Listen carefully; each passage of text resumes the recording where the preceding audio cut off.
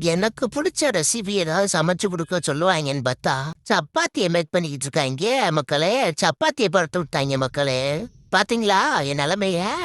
ஹே பாப்பா, எவன்டா அது என் பிள்ளை தொடறது? பிச்சை பிள்ளைன் தம்பி கையெடுப்பா, தம்பி கையெடுப்பா. உன் பிள்ளை தடவிதான் கொடுக்குது. தோடான்றேன் போடாங்கிட்டு.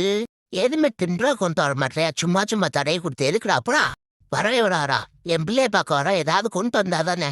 பீஸா பர்கர் அது கூட கொண்டு வரணும். ஒரு பழைய கஞ்சி, டேய் பழைய கஞ்சி தொட்டுக்குறா. ஏதாவது வெங்காயம் பச்சை மிளகா ஏதாவது கொடுத்தாடா. போடா தொடாடா.